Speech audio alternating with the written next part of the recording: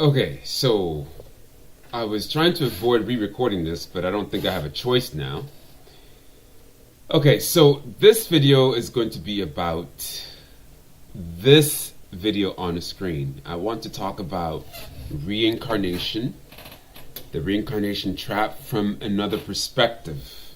Other people who have done research who came upon the reincarnation soul trap, not through the plant medicine, not through deja vu or dreams or being able to perceive the matrix, but from remote viewing.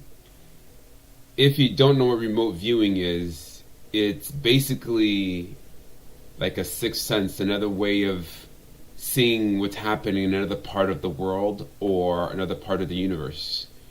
If you're really good, you can check out other parts of the planets and the universe, I guess.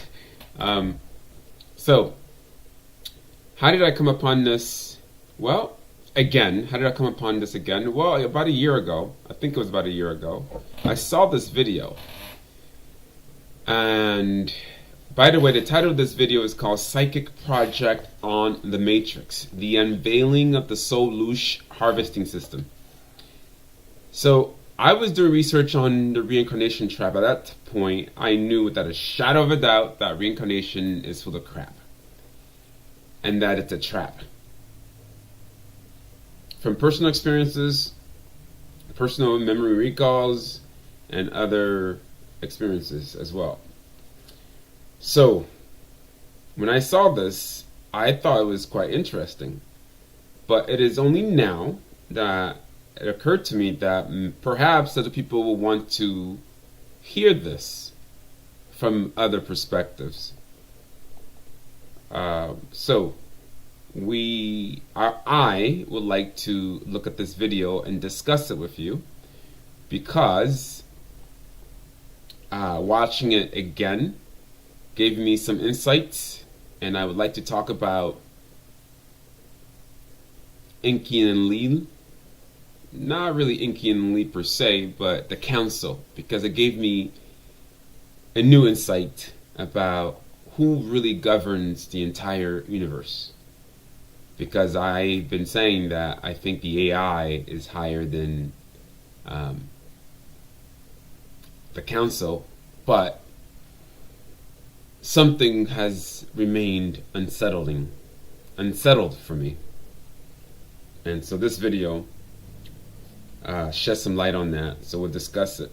Again, I came upon this video again for the second time because I was checking out one of my new subscribers' YouTube account, because all the people anyone who doesn't hide and subscribes and is obvious, you can see if they're legit and if they're not legit by going on their account and seeing what videos they've posted and so forth. So this particular person, subscriber, had this on his account. His, I believe, maybe her, I don't know.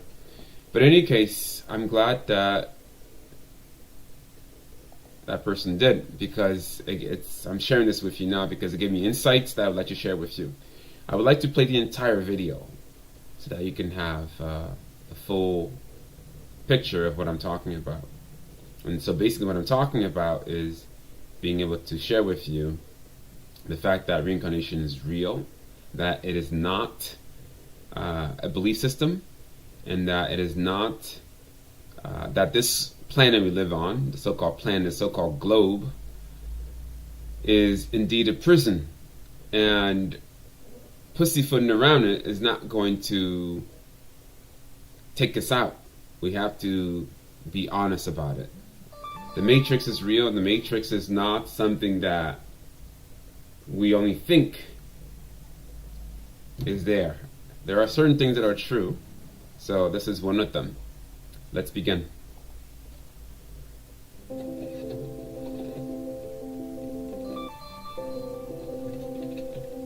The volume is a little low. In this video, I'm going to talk about Okay. about the concept of moksha. This is a Sanskrit word which literally means the freedom or liberation from the cycle of death and rebirth. And I'm going to discuss real briefly about the history of this term, where it came from, and then I'm going to go into the remote viewing data that was obtained when 4 different viewers looked at this topic blind. And the amount of corroborating data between the spread of work was very high, and then some of the new information that came in with remote viewing data that caught all of us after we had completed this project. We did analysis and we saw what the actual target was. There's some very startling information that came out across the board on all the work. So I want to do a presentation of the work. I want to talk about what was obtained, and then just my thoughts on it after the fact. So the concept of moksha originated in the first millennium BC, and it began along the Ganges River in India, is where its origins. This Sanskrit word it may have gone much further back than that, but it's the first recorded instance that we have of it. And it plays a significant role in a number of Eastern religions. It's a fundamental aspect of Buddhism, Hinduism, as well as Jainism. Buddhists believe that this freedom, or this liberation from reincarnation, being born again and again, exists once you deny the existence of the permanent self and attain nirvana, a state of nothingness. You realize that reality is an illusion, a web or an illusion, and once you clear that fog and you see through it, you'll no longer exist, and then thus be free of it. Hindus and Jainism, those practice Jainism, have a slightly different view. Hindus believe that you're born again and again through various lives because of your acts and the karma that you accrue based on those acts. So if you live a good life, you generate and accrue good karma. If you have a life that is filled with thievery and crime and evil acts, you accrue bad karma. And that it's until you're able to eradicate the bad karma, you're going to be stuck here until you do so. And the ways you do that could be through meditative techniques, increased enlightenment and knowledge. There's a number of different groups that have varying degrees and different opinions about how it's actually done. But the overall agreement is that good karma, once you have enough of that, it outweighs the bad karma, and then you'll be free. And you'll finally achieve moksha. Jainism is very similar to Hinduism in that they believe that you do need to get rid of bad karma to achieve moksha. They take it a step further, though, and they believe that you need to get rid of and actually absolve good karma as well. And they have various prescriptions on how to do that. Like that, it's that you have to get rid of all karma, the good and the bad, is where Jainism falls in kind of the spectrum. Early Christians believed in reincarnation as well. Basilides of Alexandria, an early Christian teacher, around 140 to 160 AD, he taught that as an explanation, essentially, of why pious individuals who had a good life, who never sinned, who were really good, why they might be stricken with such immense poverty or sickness or whatever it is in their life that didn't seem fair or right. And they used the explanation that it was because of their previous lives that they had lived. That's why they were being punished in this life, and they had to make up for it in this life. So somewhat similar to the Eastern religion early on, but the Catholic Church ultimately struck that out. There were a couple of different councils that were assembled, and they decided that it was too controversial because it flew in the face of the sanctity of the crucifixion, and that they didn't like that concept, so they got rid of it. Where remote viewers come in is we took this project. I was one of the remote viewers who worked the project blind. There were 3 other remote viewers who also did the same. And by blind, all I really simply mean is that when I ran the actual project, I did not know what the target was. So there's a project manager who sends out to the different viewers just a randomly generated number. They set it up in a certain way so that they assign this concept of moksha with that number.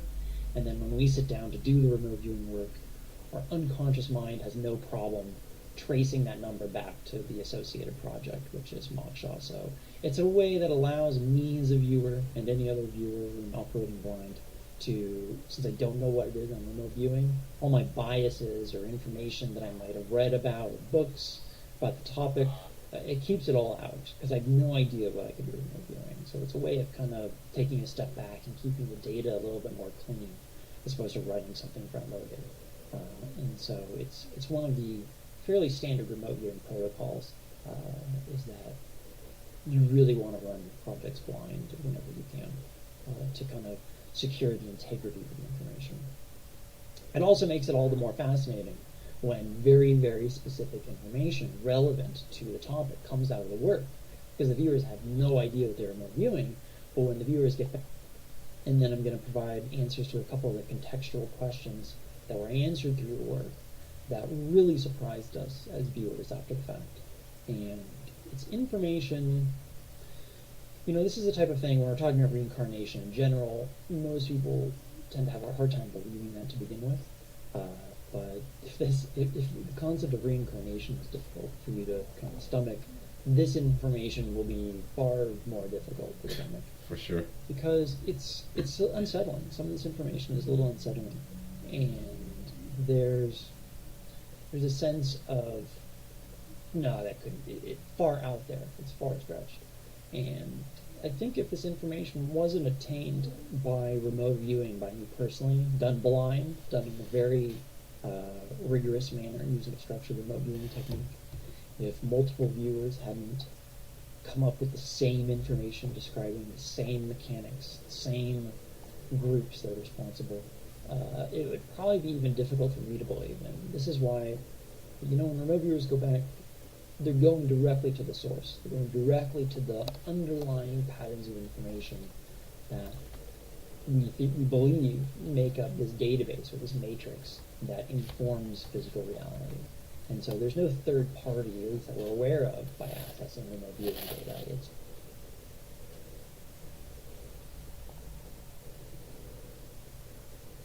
It's just the facts. And so if it wasn't, the story's pretty... Okay, so I think because I was logging on to another website here, maybe that's what... Out there. It's pretty out there. But, just take it with a grain of salt. Obviously, use your own discernment in this. And, the purpose of this video, the purpose of this YouTube channel, and the content I'm producing is really just to share the information so that you can make your own mind up. Moksha. So to begin with, I'm going to start with a description of the site, which is essentially what is surrounding the target before we jump down into specifics, and then also the contextual data that answers a number of different questions about Moksha. When we originally described this site, it's a fence or a grid around a place. This acts as a barrier that collects and traps people, things, or objects. This is actually an innocent planet that is being used in an unintended way, and this meters the flow and acts as a checkpoint and an access point for an external force. One viewer described it as similar to hocus pocus in a way of its energetics that the viewer wasn't familiar with. Okay, so let's just be sure I didn't fast forward too much here. He's describing the planet, describing our realm, planet Earth. And it's occurring on a crowded planet. It's a deliberate function that acts as a cage. People have been dispersed here, and a form of perverted injustice is occurring. Third viewer described it as a large naturally formed object, like a planet, that acts as an animal pen.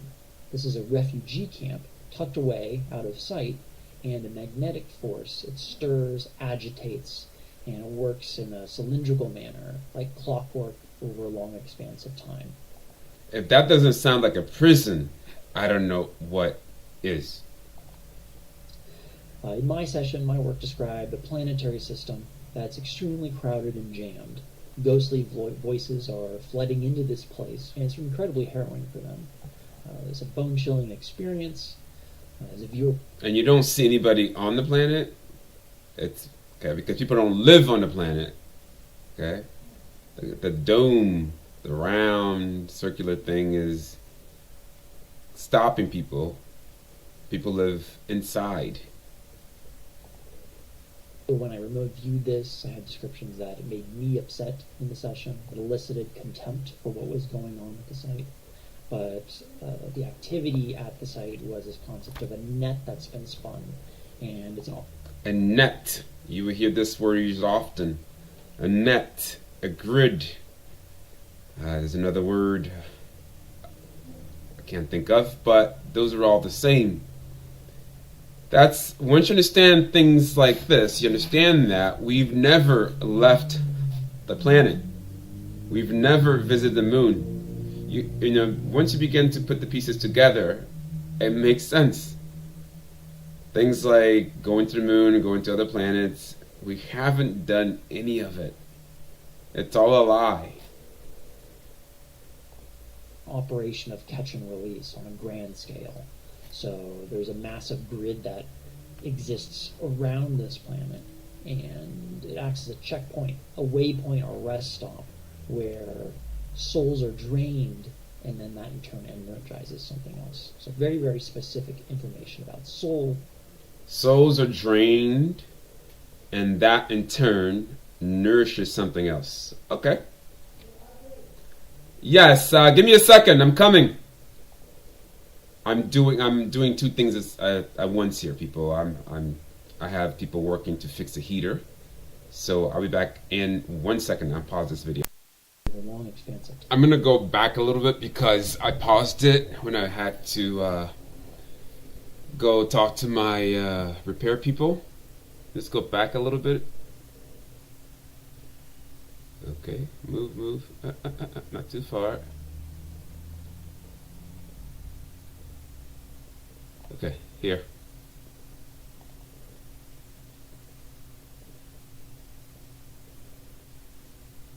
Be upset in the session. Okay, it's taking us. Elicited contempt for what was going on at the site. But the activity at the site was this concept of it. I don't know why it's freezing. I didn't download this, so I think it's net that's been spun, and it's an operation. Okay, so he talked about a net. He mentioned those things before. A net, a grid. It's all the same to keep us imprisoned. Catch and release on a grand scale. So there's a massive grid that exists around this planet. Around this planet, and not just this planet, other planets, other realms as well. And it acts as a checkpoint, a waypoint. Acts as a checkpoint. Come on, this thing is freezing. Point or rest stop where souls are drained.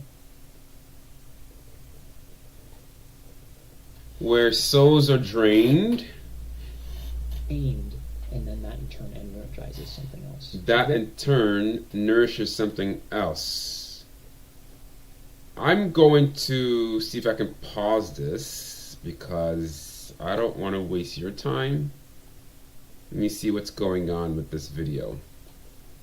I'm going to try again. He's talking about, just to reiterate, there's a net around the planet, a grid that drains our inner light energy. I think for most people, they don't know they have a light inside, i.e. a soul, because the light inside is so light, if you're not careful, you think you are your physical self. And a couple of videos, maybe I've spoken about this before, and I know I showed it in at least one video where you can determine your light inside, even if you're confused, through the eye exercise by tapping the side of your eye. So let's see.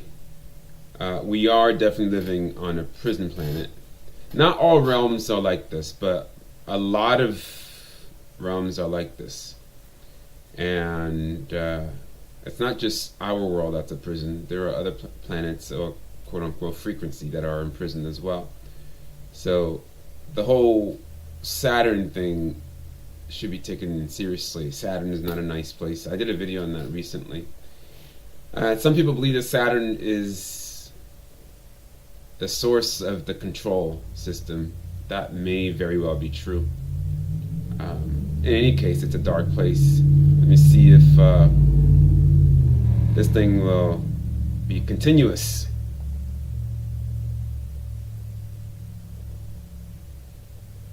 Very, very specific information. I don't understand it. This was working fine. Maybe let me close this. It was working fine before I went downstairs. All I did was turn on the heat. I haven't had heat since last winter, and they came to fix it. Souls are back.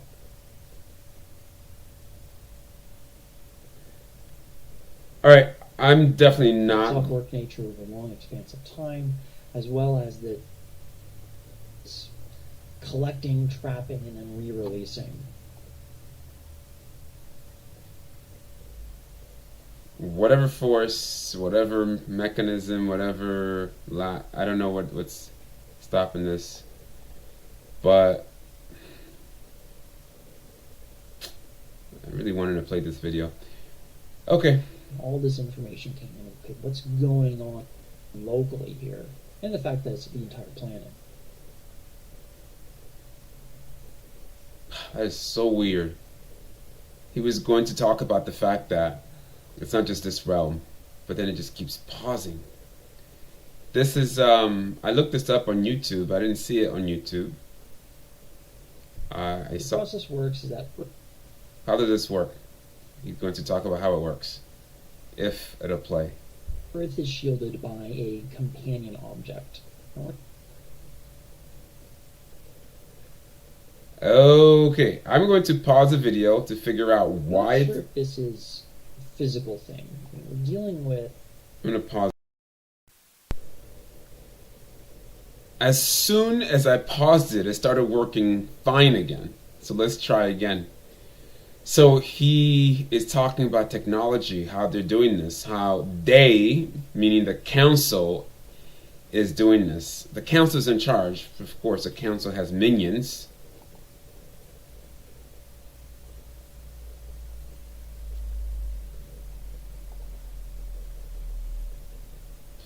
As soon as I put the recorder back on, I started having problems again. I don't know what's going on with this. Around this planet. Okay, I'll just keep talking until it's done. Checkpoint, a waypoint, or rest. Okay, well, I'll just keep talking. Where souls are drained. Souls are drained. Maybe if I go forward a little bit.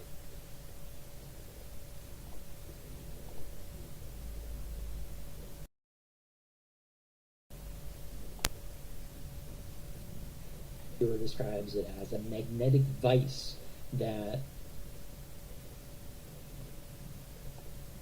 So weird. So weird. So basically, let me pause and I'll give it the description. I'll describe what he says, and then if you want to watch this yourself, you can watch it later. Because I don't want to keep having interruptions and wasting your time or my time.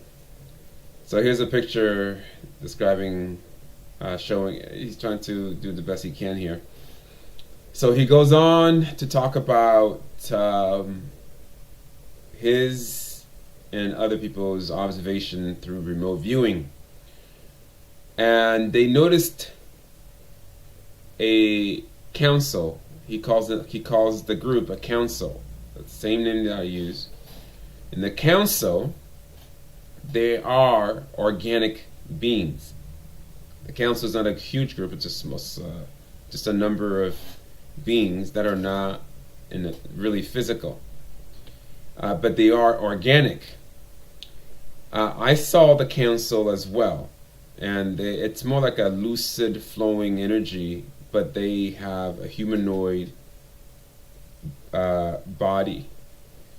So this remote viewer goes on to talk about the fact that whenever you tap into their energy, they know you're watching them.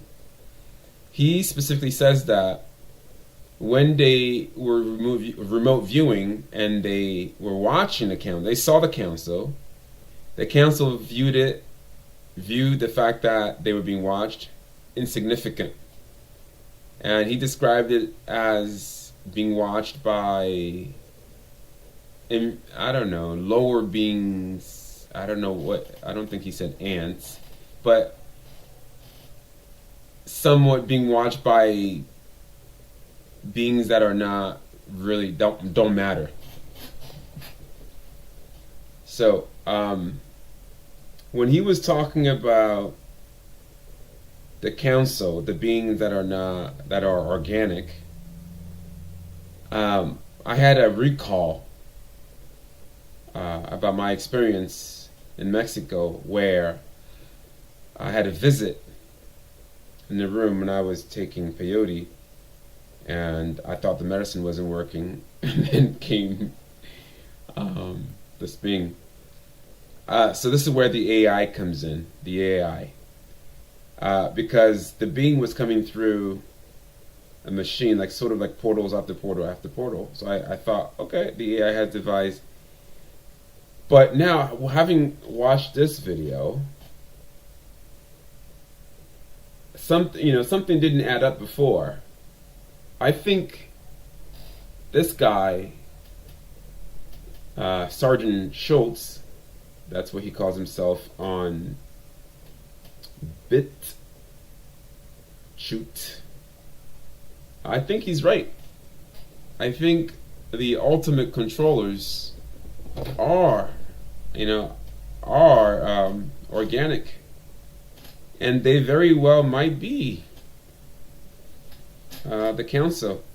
I thought the AI was higher, but it's not making sense to me. I think perhaps the being that came through the portal to threaten me might have been someone higher than Enlil Enki. Maybe it was Anu. Who knows? But I know that they like to go terrorize people together, but the only thing that makes sense is for someone higher to come and threaten me, and to threaten my wife at that time before I got married. Your wife, when you are in the astral or non-physical, at that time I wasn't even married. I'm like, my wife, I'm not even married. I said, it made sense that they were talking about the future. In 2000, that was in 2015. It was right before I started uploading my books into audio onto and posting them on YouTube and other sites. So at that time, I thought, I'm not doing anything that's getting a lot of people's attention. But again, you just never know. You just never know who's listening, because the universe is not a small little planet.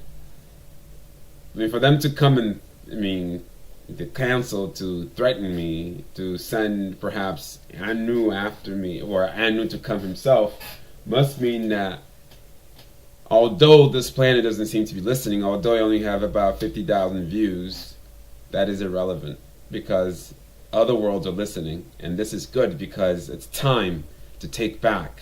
It's time we took back our realms. It is not the realms, it's not their realms. Okay? The universe belongs to us. It does not belong to a few people, a few beings who think they can play God. Because we're all pieces of the puzzle. And so I'm going to try again to play this, and hopefully it plays smoothly this time, because if it doesn't, then you can check out the title. You see the title, you can play for yourself later.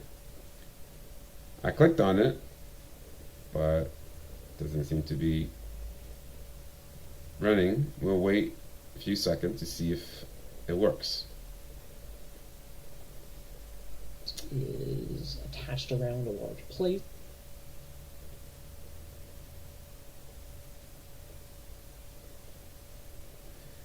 Okay. It's a mechanical process that Okay. incorporates destructive chemicals and an individual undergoes bombardment as they pass through this. So he's talking about after you leave your body, when you die, how you are forced to come back. He talked about the fact that if, when you leave, a piece of your soul is fractured. And the people that pass through, they feel A piece of your soul is fractured.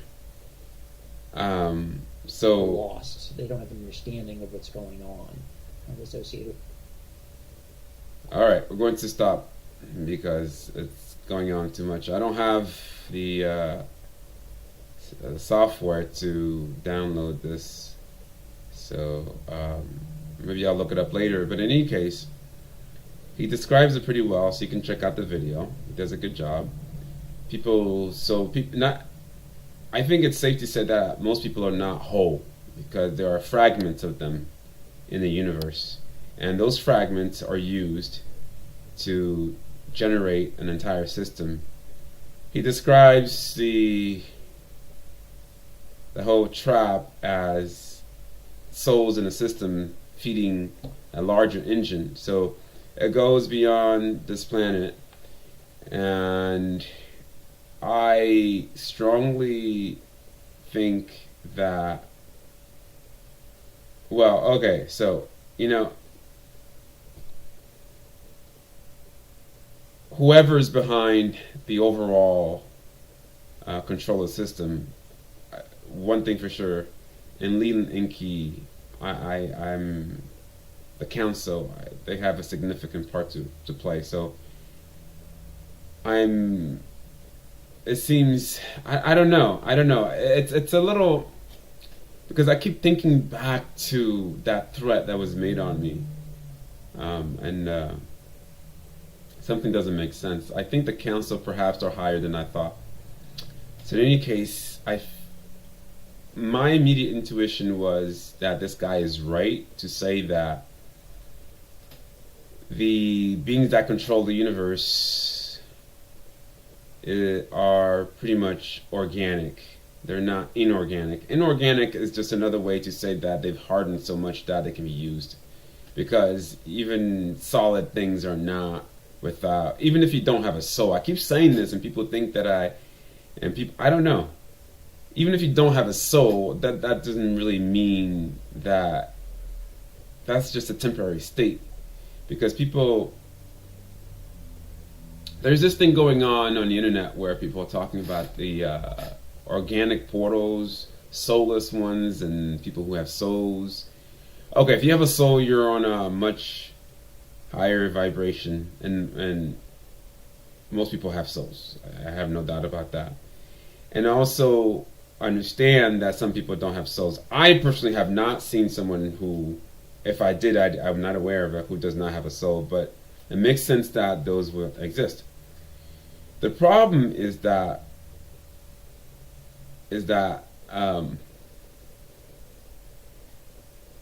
like people like quartz crystal use that as an excuse to manipulate people. Use the fact that something doesn't have a soul, therefore the whole animal thing, that's just a load of bullshit and lie. Animals don't have souls, therefore you can do whatever you want with them. I saw through that lie. I sensed it, I felt it, her energy. So that's what I have a problem with. Just because you're not human, or just because you're not quote unquote an alien, doesn't mean that you don't have a soul. And even if you don't have a soul, everything is alive. Even if you don't have a soul, it might take billions and billions of years, but you will become all aware, because the universe is in the process of becoming more aware. Every video that we post every person that we reach makes the universe that much more aware, that much more conscious. So looking at the grander picture, soulless or having a soul is a temporary state. Temporary state. Eons are temporary states of awareness. Of course, you don't want to be in a temporary state because it's very painful. But so when you get a chance, please check this video out. Again, the reason why I wanted to show this video because I wanted to show another perspective, another way of getting at the picture, understanding reincarnation. Because when people come from different perspectives, you see that should help you understand that this is not a belief system. Reincarnation is not a good thing. It could be a good thing if we had more access to our memories. I mean, for crying out loud, we wake up and we don't remember half our dreams. That implies that something is going on, even in the sleep state. Good luck on your journey back to source consciousness, people.